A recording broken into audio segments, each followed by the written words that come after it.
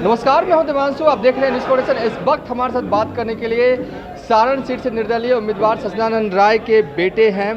आप कहाँ, मतलब जिस तरीके से टिकट काटा गया आपके पिता का, उसके बाद आप खुद इस रन में उतर आए हैं, अब तक का क्या एक्सपीरियंस रहा? क्या लग रहा है कि आपके पिताजी जीत रहे हैं? जी देखिए, पिताजी तो पिछले 5 महीने से लगातार यहाँ पर जनसंपर्क करते रहे हैं, सबसे मिलते रहे हैं और ये शायद पहले ऐसे और मतलब इकलौते ऐसे उम्मीदवार होंगे पूरे बिहार में जो हर जनप्रतिनिधि को जानते हैं। यहाँ पे जितने जनप्रतिनिधि हैं सब उनसे बार बार मिल चुके होंगे। तो कहने का मतलब इनका जो कनेक्ट है वैसा कनेक्ट किसी और का नहीं होगा और उसी कारण से जनप्रतिनिधि का भी आप देख सकते हैं कि किस प्रकार का प्यार है उनके प्रति। और इस इलेक्शन के थ्रू हम ये शो कर देंगे, ये पूरा का पूरा, कि पार्टी के सिंबल के ऊपर ये नहीं लड़ा जाता है। ये लड़ा जाता है सिर्फ और सिर्फ जनप्रतिनिधियों के सम्मान के लिए। वो उन्हीं को वोट करेंगे जिनको लगता है कि जो इंसान उनके लिए सही कदम उठाएगा, जो कि उनके लिए वकील बनेगा, जो कि उनका पक्ष आगे रखेगा। तो ये एक तरीके से जनप्रतिनिधियों के सम्मान का इलेक्शन है ये।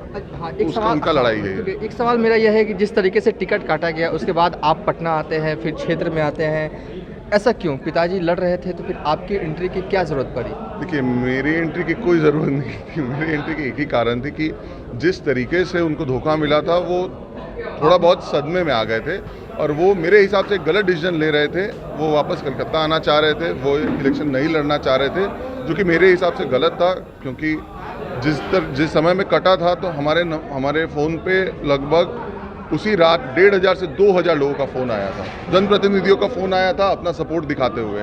और उनका ये स्नेह, उनका ये प्यार देखने के बाद लगा कि अगर हम पीछे हटते हैं तो फिर हम उनका ये एक तरीके का प्यार का भी ये बेइज्जती कर रहे हैं। वो लोग जो हमको इज्जत दी है उसका भी बेइज्जती कर रहे हैं। तो इसलिए पीछे हटना संभव नहीं था और हमारे लिए ज़रूरी था कि हम ये इलेक्शन लड़े उनके सम्मान के लिए। और मुझे लगा कि ये फ़ोन पे मैं नहीं समझा पा रहा हूँ तो शायद आ जाऊँगा तो समझा दूँगा। परिपक्व नेता की तरह बोल रहे हैं आप, क्या ये उम्मीद की जाए कि युवा आप जैसे आप राजनीति में आने वाले हैं, आने वाले वक्त में आप? देखिए, आगे के बारे में, फ्यूचर के बारे में हम कुछ नहीं कह सकते हैं। आज का जो मेरा डिसीजन था वो कोई पॉलिटिकल, मैं ज़्यादा सोच समझ के नहीं डिसीजन ले रहा था। जो डिसीजन था मेरा कि मेरे पिताजी अगर नहीं लड़ेंगे तो मैं लड़ूंगा, वो एक तरीके का वो एक तरीके का इमोशनल और पैशनेट मेरा डिसीजन था।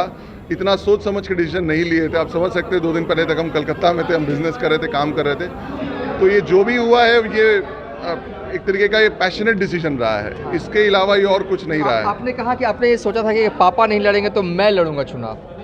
अगर ये इस हद तक आपने सोच लिया था तो ये तो सोच ही लिया होगा कि आने वाले वक्त में मैं राजनीति में एंट्री करूंगा। क्योंकि देखिए, अब युवाओं की राजनीति बिहार में अब होगी, क्योंकि चिराग पासवान है, तेजस्वी यादव है, ये सब युवा हैं। तो आपकी भी एंट्री की ज़रूरत लग रही है कि होनी चाहिए या करना चाहिए?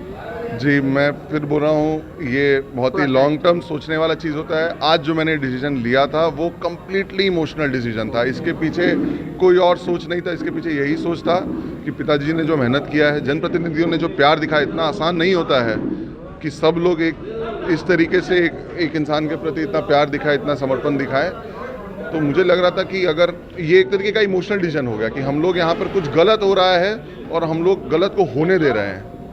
तो समझ रहे हैं ना कि गलती के मतलब कुछ गलत हो रहा है, उसके खिलाफ जाना जरूरी है। हाँ। तो उसके चक्कर में हम आ रहे थे। चलिए, ये थे सच्चिदानंद राय के बेटे, जो साफ तौर पे कह रहे थे कि उनके पिता जो हैं वो हर हाल में सारण सीट से जीतेंगे। जिस तरीके से बीजेपी ने उनका टिकट काटा, वो काफ़ी इमोशनल हो गए थे। उन्होंने यहाँ तक कि तय कर लिया था अगर उनके पिता चुनाव नहीं लड़ेंगे तो वो खुद चुनावी रन में उतरेंगे। फिलहाल अभी तक इतना ही। आप देखते रहिए न्यूज़ कोऑर्डिनेशन।